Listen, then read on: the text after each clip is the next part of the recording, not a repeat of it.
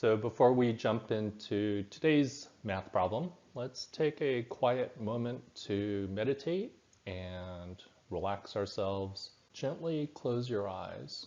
Take a deep breath in through your nose.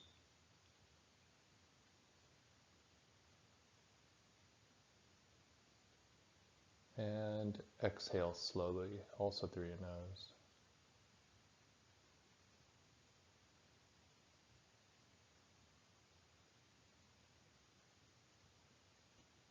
Inhale slowly through your nose. See if you can hear the breath actually in the back of your throat, like a Darth Vader sound.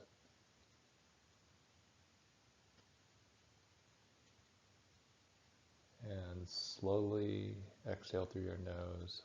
See if you can hear that same audible breath in the back of your throat.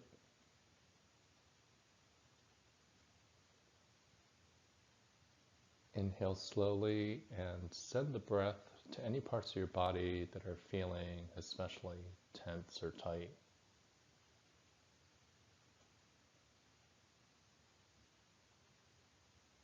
As you exhale slowly, feel those spots just release and relax.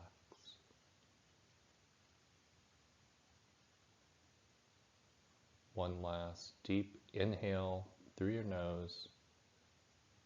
Feel your belly filling, your sternum, your chest rising. Relax your shoulders, and at the top, just hold the breath for a few seconds. And now see how slowly you can exhale through your nose, savoring that breath. And feeling all the tension release.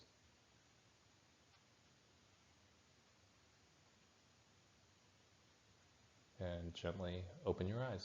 We have this multiple choice problem from the College Board, and it says if ax plus 2 times bx plus 7 equals 15x squared plus cx plus 14 for all values of x, and a plus b equals 8, what are the two possible values for c? Take a minute to give this a try, see what you can do with it. It's totally okay if you're not sure what to do, or if you're only able to do part of it. You can take your best guess, and then we will have a look at it together.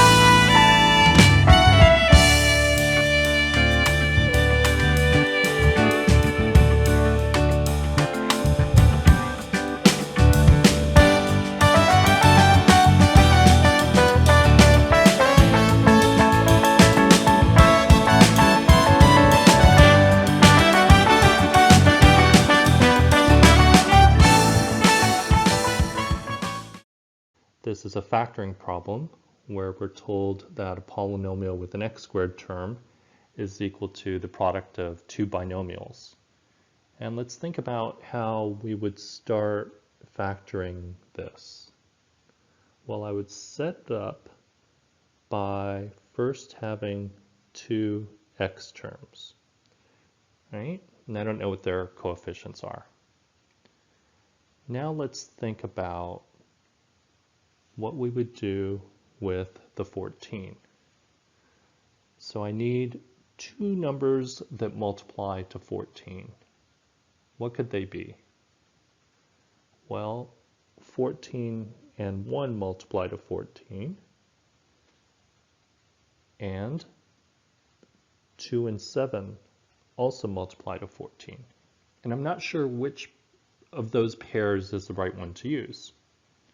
So let's look closely at the information they gave us in the problem. Look here and here. They've told us that 2 and 7 are going to be the good numbers to pick. So I can hold off on using 14 and 1. So let's go ahead and put in the 2 and the 7. And those two numbers multiply to 14. So I'm in good shape so far.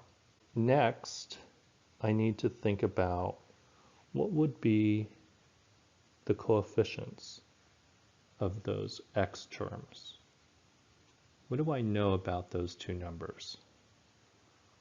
Well, I know that they're going to have to multiply to 15 because I have a 15x squared term. So now let's think about what two numbers multiply to give me 15. Well, 15 and 1 multiply to 15. And another pair of numbers is 3 and 5, right? And again, I don't know which of those pairs is the good one to go with. So let's go back to the problem and look for another puzzle piece to use. Look here. They're telling us that the coefficients of the x terms will add up to 8.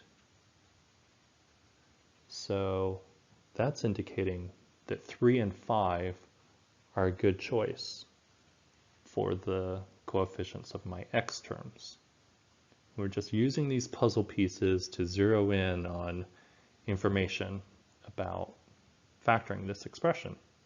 So let's use 3 and 5. Now, I don't know which of those numbers goes in which position. So let's just try it out and see what happens. So let's try putting the 3 in the first position and the 5 in the second position, and let's see what happens. So I would have 3x plus 2